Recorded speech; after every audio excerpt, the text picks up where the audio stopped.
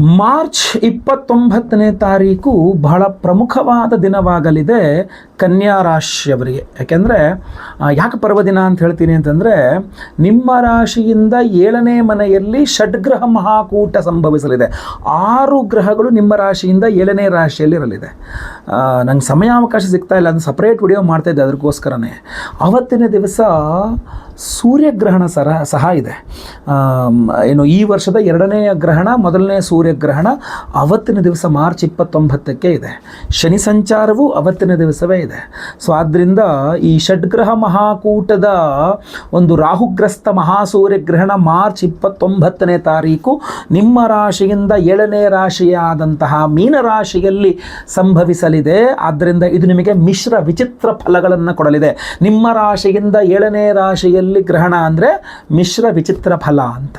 ಏನಂಗಂದರೆ ನೀವು ಏನೋ ಪಾಸಿಟಿವ್ ಆಗುತ್ತೆ, ಒಳ್ಳೇದಾಗುತ್ತೆ ಯಾವುದೋ ವಿಚಾರದಲ್ಲಿ ಅಂದ್ಕೊಂಡು ನೆಗೆಟಿವ್ ಆಗಿಬಿಡ್ಬೋದು, ಅಥವಾ ಇದು ತುಂಬ ನೆಗೆಟಿವ್ ಆಗುತ್ತೆ ಅಂದ್ಕೊಂಡು ವಿಚಾರಗಳು ಸಡನ್ನಾಗಿ ಪಾಸಿಟಿವ್ ಆಗಿಬಿಡ್ಬೋದು, ಹೇಳೋಕ್ಕಾಗಲ್ಲ. ಮಿಶ್ರ ವಿಚಿತ್ರ, ನೀವು ಅಂದ್ಕೊಂಡಿದ್ದಕ್ಕೆ ವಿರುದ್ಧವಾಗಿ ಆಗುವ ಸಾಧ್ಯತೆಗಳು ತೀರಾ ಜಾಸ್ತಿ ಇರುತ್ತೆ. ಸೊ ಅದರಿಂದ ಈ ಒಂದು ವಿಡಿಯೋದಲ್ಲಿ ನಾನು ಮಾರ್ಚ್ 29ರ ಷಡ್ಗ್ರಹ ಮಹಾಕೂಟದ ರಾಹುಗ್ರಸ್ತ ಮಹಾಸೂರ್ಯಗ್ರಹಣದ ಪ್ರಭಾವ ಕನ್ಯಾ ರಾಶಿಯವರ ಮೇಲೆ ಏನಾಗಲಿದೆ ಅನ್ನುವಂಥದ್ದನ್ನು ತಿಳಿಸ್ತಾ ಇದ್ದೇನೆ. ಸೊ ದಯವಿಟ್ಟು ಪ್ರತಿಯೊಬ್ಬ ಕನ್ಯಾ ರಾಶಿಯವರು ಯಾರು ವಿಡಿಯೋ ನೋಡ್ತಾ ಇದ್ದೀರಾ, ವಿಡಿಯೋನ ಲೈಕ್ ಮಾಡಲಿಕ್ಕೆ ಮರಿಬೇಡಿ. ವಾಟ್ಸಪ್, ಫೇಸ್ಬುಕ್, ಮೆಸೆಂಜರ್, ಟೆಲಿಗ್ರಾಮ್ ಎಲ್ಲ ಕಡೆ ಸಾಮಾಜಿಕ ಜಾಲತಾಣಗಳಲ್ಲಿ ವಿಡಿಯೋನ ಶೇರ್ ಮಾಡಲಿಕ್ಕೆ ಮರಿಬೇಡಿ. ಪ್ರತಿಯೊಬ್ಬ ಕನ್ಯಾ ರಾಶಿಯವರಿಗೂ ವಿಡಿಯೋ ರೀಚ್ ಆಗಲಿ. ಅದೇ ರೀತಿಯಲ್ಲಿ ನೀವಿನ್ನೂ ಸಬ್ಸ್ಕ್ರೈಬ್ ಮಾಡ್ಕೊಳ್ಳಿಲ್ಲ ಅಂದರೆ ದಯವಿಟ್ಟು ಕಡೆ ಸಬ್ಸ್ಕ್ರೈಬ್ ಅಂತ ಬಟನ್ ಸಬ್ಸ್ಕ್ರೈಬ್ ಮಾಡ್ಕೊಂಡು ಬೆಲ್ ಬಟನ್ ಹೊತ್ಕೊಂಡು ಆಲ್ ಅಂತ ಮಾಡಲಿಕ್ಕೆ ದಯವಿಟ್ಟು ಮರಿಬೇಡಿ. ಫೇಸ್ಬುಕ್ಕಲ್ಲಿ ನೋಡ್ತಾ ಇದ್ದೀರಾ, ನಮ್ಮ ಈ ಪೇಜನ್ನು ಫಾಲೋ ಮಾಡಲಿಕ್ಕೆ ದಯವಿಟ್ಟು ಮರಿಬೇಡಿ. ಭಾಳ ಹೃತ್ಪೂರ್ವಕ ಧನ್ಯವಾದಗಳನ್ನ ಹೇಳಬೇಕು ನಿಮಗೆ. ಯಾಕೆಂದರೆ ಅತ್ಯಂತ ಅಮೂಲ್ಯವಾದದ್ದು ಯಾವುದಪ್ಪ ಅಂದರೆ ಅದು ಟೈಮ್, ಸಮಯ ಅಂತ. ಅದನ್ನು ಅದು ಏನು ಮಾಡಿದ್ರೆ ಅದು ವಾಪಸ್ ಸಂಪಾದನೆ ಮಾಡೋಕ್ಕಾಗಲ್ಲ. ಅಂತಹ ನಿಮ್ಮ ಅಮೂಲ್ಯವಾದಂಥ ಒಂದು 10 ನಿಮಿಷಗಳನ್ನು ನಮಗೆ ನೀಡ್ತಾ ಇದ್ದೀರಾ. ತುಂಬ ಹೃತ್ಪೂರ್ವಕ ಧನ್ಯವಾದಗಳನ್ನು. ವೇಸ್ಟ್ ಮಾಡಲ್ಲ ನಾನು ಈ ಒಂದು ನಿಮ್ಮ ಅತ್ಯಮೂಲ್ಯವಾದಂಥ ಈ ಸಮಯವನ್ನು ನಿಮಗೆ ಅತ್ಯಂತ ಪ್ರಮುಖವಾದ ವಿಚಾರಗಳನ್ನೇ ನಾನು ನಿಮಗೆ ಕೊಡಲಿದ್ದೇನೆ. ನೋಡಿ, ಈ ಸೂರ್ಯಗ್ರಹಣ ವ್ಯಯಾಧಿಪತಿ ಸಪ್ತಮದಲ್ಲಿ ಗ್ರಸ್ತನಾಗ್ತಾ ಇದ್ದಾನೆ. ಒಂದು ಲೆಕ್ಕದಲ್ಲಿ ಪಾಸಿಟಿವ್ ಅಂತ ಅನ್ಬೋದು. ಯಾಕೆಂದರೆ ಲಾಸ್ ಮನೆ ಅಧಿಪತಿ ಸಪ್ತಮದಲ್ಲಿ ಗ್ರಸ್ತನಾಗ್ತಾ ಇದ್ದಾನೆ ಅಂತಂದಾಗ ನಿಮಗೆ ಈ ಒಂದು ಮಹಾಸೂರ್ಯಗ್ರಹಣ ಶುಭಾಶುಭ ಮಿಶ್ರ ಫಲಗಳಲ್ಲಿ ಒಂದಿಷ್ಟು ಪಾಸಿಟಿವೇ ಕೊಡಬೇಕು ಅಂತ ಕಂಡು ಬರ್ತಾ ಇದೆ. ಆದರೂ ಸಹ ನಿಮ್ಮ ಹಲವಾರು ವಿಚಾರಗಳ ಮೇಲೆ ಈ ಒಂದು ಸೂರ್ಯಗ್ರಹಣದ ಪ್ರಭಾವ ಇರುತ್ತೆ. ಅದು ಶುಭ ಪ್ರಭಾವವೂ ಇರಬಹುದು, ಅಶುಭ ಪ್ರಭಾವವೂ ಇರಬಹುದು. ಬಟ್ ಯಾವ ನಿಮ್ಮ ಕನ್ಸರ್ನ್ಸ್ ಅಂತೀವಲ್ಲ, ಯಾವ ನಿಮ್ಮ ಇಶ್ಯೂಸ್ ಮೇಲೆ, ನಿಮ್ಮ ಕನ್ಯಾ ರಾಶಿಯವರ ಯಾವ ವಿಚಾರಗಳ ಮೇಲೆ ಸೂರ್ಯಗ್ರಹಣದ ಪ್ರಭಾವವಿರಲಿದೆ ಅನ್ನುವಂಥದ್ದು ವಿಡಿಯೋದಲ್ಲಿ ತಿಳಿಸ್ತೇನೆ. ಅದರಲ್ಲಿ ಶುಭ ಆಗಬೇಕಾ, ಅಶುಭವಾಗಬೇಕಾ, ಅಥವಾ ಏನು ಅನ್ನುವಂಥದ್ದು ನಿಮಗೆ ಬಿಟ್ಟಂತಹ ವಿಚಾರ. ಅಂದರೆ ನೀವು ಏನೇ ಆಗಲಿ ಪರಿಹಾರ ಮಾಡಿಕೊಂಡ್ರೆ ಖಂಡಿತ ಒಳ್ಳೆಯದಾಗ್ತದೆ. ಏನು ಪರಿಹಾರ ಐತಿದೆಗಳನ್ನು ವಿಡಿಯೋದಲ್ಲಿ ಎಂಡಲ್ಲಿ ತಿಳಿಸ್ತೇನೆ. ನೋಡಿ, ಮೊಟ್ಟ ಮೊದಲನೇದಾಗಿ ಅವಿವಾಹಿತ ಕನ್ಯಾ ರಾಶಿಯವರಿಗೆ ವಿವಾಹದ ವಿಚಾರದ ಮೇಲೆ ಸೂರ್ಯಗ್ರಹಣದ ಪ್ರಭಾವ ಬೀರಲಿದೆ. ಅದು ಒಳ್ಳೆಯದಾಗಿ ಒಳ್ಳೆ ಹುಡುಗಿನೋ ಒಳ್ಳೆ ಹುಡುಗನ ಮದುವೆ ಫಿಕ್ಸ್ ಆದರೆ ತುಂಬ ಒಳ್ಳೆಯದೇನೆ. ಉಲ್ಟಾ ಆಗಿಬಿಟ್ರೆ ಭಾಳ ಕಷ್ಟ. ನಿಮ್ಮ ವಿವಾಹ ಆಗೋಗಿದೆ ನೋಟ್ ವರಿ ಅಂತಂದರೆ ನಿಮ್ಮ ದಾಂಪತ್ಯದ ಮೇಲೆ, ಕನ್ಯಾ ರಾಶಿಯವರ ದಾಂಪತ್ಯ ಜೀವನದ ಮೇಲೂ ಸಹ ಈ ಒಂದು ಮಹಾಸೂರ್ಯಗ್ರಹಣ ಪ್ರಭಾವ ಬೀರಲಿದೆ. ಇನ್ನು ಅದರ ನಂತರ ನಿಮ್ಮ ಫ್ರೆಂಡ್ಶಿಪ್, ನಿಮ್ಮ ಕನ್ಯಾ ರಾಶಿಯವರ ಫ್ರೆಂಡ್ಸ್ ಇರ್ತಾರಲ್ಲ, ನಿಮ್ಮ ಫ್ರೆಂಡ್ಸ್ ನಡುವಿನ ಫ್ರೆಂಡ್ಶಿಪ್ ಮಧ್ಯದಲ್ಲೂ ಸಹ ಈ ಸೂರ್ಯಗ್ರಹಣ ಪ್ರಭಾವ ಬೀರಲಿದೆ. ನೀವು ಕನ್ಯಾ ರಾಶಿಯವರಾಗಿದ್ದು ಪಾರ್ಟ್ನರ್ಶಿಪ್ ಬಿಸ್ನೆಸ್ ಮಾಡ್ತಾ ಇದ್ದೀರಾ ಅಂತಂದರೆ ನಿಮ್ಮ ಪಾರ್ಟ್ನರ್ಶಿಪ್ ವ್ಯವಹಾರಗಳ ಮೇಲೂ ಸಹ ಈ ಒಂದು ಸೂರ್ಯಗ್ರಹಣ ಪ್ರಭಾವ ಬೀರಲಿದೆ. ನೀವು ಜಾಬಲ್ಲಿದ್ದೀರಾ, ಟ್ರಾನ್ಸ್ಫರ್ ಬೇಕು ನಿಮಗೆ, ಟ್ರಾನ್ಸ್ಫರ್ ಮೇಲೂ ಸಹ ನಿಮಗೆ ಈ ಒಂದು ಗ್ರಹಣ ಪ್ರಭಾವ ಬೀರಲಿದೆ.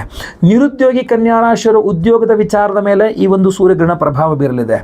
ವಿದೇಶ ಪ್ರಯಾಣಾದಿಗಳನ್ನು ಮಾಡಬೇಕು ಅಂತ ಅಂದ್ಕೊಂಡು ಪ್ರಯತ್ನ ಮಾಡ್ತಾ ಇದ್ದೀರಾ, ನೀವು ವಿದ್ಯಾರ್ಥಿಯಾಗಿ ವಿದೇಶದಲ್ಲಿ ಹೋಗಿ ಓದಬೇಕು ಅಂದ್ಕೊಂಡಿದ್ದೀರಾ, ಅಥವಾ ನೀವು ಜಾಬಲ್ಲಿದ್ದೀರಾ, ಹೊರದೇಶದಲ್ಲಿ ಅವಕಾಶಗಳನ್ನು, ಜಾಬ್ಗಳನ್ನ ಹುಡುಕ್ತಾ ಇದ್ದೀರಾ, ಹೊರದೇಶಕ್ಕೆ ಹೋಗಿ ಕೆಲಸ ಮಾಡಬೇಕು ಅಂದ್ಕೊಂಡಿದ್ದೀರಾ, ನೀವು ಈ ಒಂದು ಸೂರ್ಯಗ್ರಹಣ ಪ್ರಭಾವ ಬೀರಲಿದೆ. ಗೌರ್ಮೆಂಟ್ ಜಾಬ್ಗೋಸ್ಕರ ಟ್ರೈ ಮಾಡ್ತಾ ಇದ್ದೀರಾ, ಈ ಒಂದು ಸೂರ್ಯಗ್ರಹಣ ಪ್ರಭಾವ ಬೀರಲಿದೆ.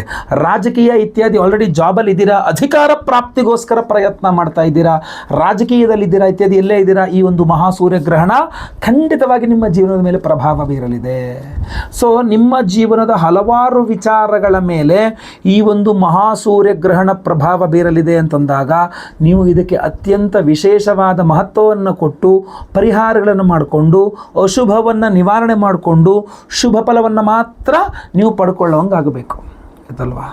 ಈ ಸಮುದ್ರ ಮಂಥನ ಮಾಡಿದಾಗ ಹಾಲಾಹಲ ವಿಷವೂ ಬರ್ತದೆ, ಅಮೃತವೂ ಬರ್ತದೆ. ಹಾಲಾಹಲ ವಿಷವನ್ನು ಪರಮೇಶ್ವರ ಕುಡಿದು ಗಂಟಲಲ್ಲಿ ಇಟ್ಕೊಂಡು, ಅದಕ್ಕೆ ನಾವು ವಿಷಕಂಠ ಅಂತ ಕರಿತೀವಿ. ಹಾಗೂ ಈ ಒಂದು ಅಮೃತವನ್ನು ದೇವತೆಗಳನ್ನು ಪ್ರಾಶನ ಮಾಡಿಕೊಂಡು ಅವರು ಅಮೃತ ತತ್ವವನ್ನು ಪಡೆದರು ಅಂತ. ಸೊ ಆದ್ದರಿಂದ ಈ ಒಂದು ಗ್ರಹಣ ಮಿಶ್ರ ಫಲ, ಆದ್ದರಿಂದ ಎರಡೂ ಅದ್ಭುತವಾಗ್ತದೆ. ಈಶ್ವರ ಆರಾಧನೆ, ಮಹಾಮೃತ್ಯುಂಜಯನ ಆರಾಧನೆ ಮಾಡ್ತಾ ಇದ್ದೀವಿ ನಾವು, ಈ ವಿಡಿಯೋ ಎಂಡಲ್ಲಿ ಹೇಳ್ತೀನಿ ಅದನ್ನು. ಸೊ ಗ್ರಹಣಕ್ಕೆ ಪರಿಹಾರಗಳನ್ನು ಮಾಡಿಕೊಂಡ್ರೆ ಆದಿತ್ಯ ಹೃದಯ ಸ್ತೋತ್ರ ಪಠನೆ ಮಾಡೋದು, ಕೆಂಪು ವಸ್ತ್ರದಲ್ಲಿ ಗೋಧಿ ದಾನ ಮಾಡೋದು, ರವಿಗ್ರಹದ ಅಷ್ಟೋತ್ರ ಪಠನೆ ಮಾಡೋದು, ಮನೆ ಹತ್ರ ಯಾದರೂ ದೇವಸ್ಥಾನದಲ್ಲಿ ನವಗ್ರಹಗಳಿದ್ದೇ ಇರುತ್ತೆ, ಮಧ್ಯದಲ್ಲಿ ಸೂರ್ಯ ಇರ್ತಾರೆ, ಒಂದು ಫಲಪಂಚಾಮೃತ ಅಭಿಷೇಕ, ಕೆಂಪು ಹೂಗಳಿಂದ ಅರ್ಚನೆ ಇತ್ಯಾದಿಗಳು ಮಾಡಿಸ್ಕೊಳ್ತಕ್ಕಂಥದ್ದು, ಈ ಥರ ಮಾಡಿಕೊಂಡು ನೀವು ಪರಿಹಾರಗಳನ್ನು ಮಾಡ್ಕೊಳ್ಬಹುದು. ಇಲ್ಲ ವಿಶೇಷ ಪರಿಹಾರ ನಾವು ನಿಮಗೋಸ್ಕರ ಮಾಡ್ತಾ ಇದ್ದೇವೆ. ಪರಿಹಾರ ಅನ್ನುವಂಥದ್ದು ಬಹಳ ಪ್ರಮುಖವಾದಂತಹ ವಿಚಾರ ವೀಕ್ಷಕರೇ. ನಿಮಗೆ ಗ್ರಹಣದ ಶುಭ ಫಲ ಇರಲಿ, ಅಶುಭ ಫಲ ಇರಲಿ, ಮಿಶ್ರ ಫಲ ಇರಲಿ, ಪರಿಹಾರ ಅನ್ನುವಂಥದ್ದು ಬಹಳ ಮುಖ್ಯವಾಗಿರುತ್ತೆ. ಯಾಕೆ ಅಂತಂದರೆ ಈ ಬಾರಿಯ ಮಹಾಸೂರ್ಯಗ್ರಹಣ ಷಡ್ಗ್ರಹ ಕೂಟ, 6 ಗ್ರಹಗಳ ಯುತಿ ಒಂದು ರಾಶಿಯಲ್ಲಿ ಇರೋದೇ 9 ಗ್ರಹಗಳು. ಅದರಲ್ಲಿ ಹೊರಗಡೆ ಇರತಕ್ಕಂಥದ್ದು ಅಂತಂದ್ರೆ ಗುರು, ಕುಜ, ಕೇತು 3 ಗ್ರಹ, ಇನ್ನು 6 ಗ್ರಹಗಳು ಮೀನರಾಶಿಯಲ್ಲಿರುತ್ತೆ ಗ್ರಹಣದ ಸಂದರ್ಭ. ಸೊ ಅದರಿಂದ ಇಂತಹ ಪರ್ವಕಾಲದಲ್ಲಿ ಪರ್ವ ದಿನದಂದು ಆಯ್ತಲ್ವಾ, ಅಮಾವಾಸ್ಯೆ ಶನಿವಾರ, ಅವತ್ತೇ ಶನಿ ಸಂಚಾರ ಆಗ್ತಕ್ಕಂಥದ್ದು ಕುಂಭದಿಂದ ಮೀನರಾಶಿಗೆ.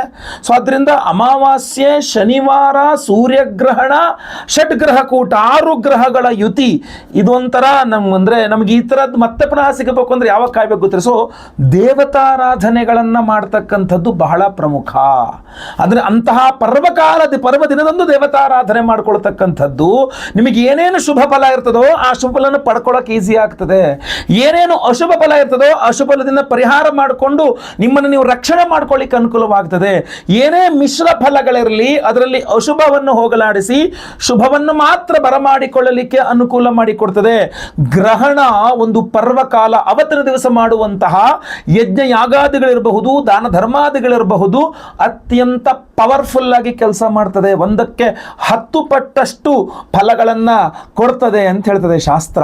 10 ಪಟ್ಟು 100 ಪಟ್ಟಷ್ಟು ಫಲಗಳನ್ನು ಕೊಡ್ತದೆ. ಗ್ರಹಣದ ದಿವಸ ದೇವತಾರಾಧನೆ ಮಾಡು, ದಾನ ಧರ್ಮಾದಿಗಳನ್ನು ಮಾಡು ಅಂತ ಹೇಳ್ತದೆ. ಸೊ ಮಾರ್ಚ್ 29ನೇ ತಾರೀಕು ನಮ್ಮ ಯಾಗಶಾಲೆಯಲ್ಲಿ ನಾವು ನಿಮ್ಮ ಎಲ್ಲ ಸೂರ್ಯಗ್ರಹಣದ ದೋಷಗಳ ಪರಿಹಾರಕ್ಕೆ, ಸೂರ್ಯಗ್ರಹಾನುಗ್ರಹಕ್ಕೋಸ್ಕರ ಸೂರ್ಯಗ್ರಹಣ ಶಾಂತಿ ಹೋಮವನ್ನು ಮಾಡ್ತಾ ಇದ್ದೇವೆ.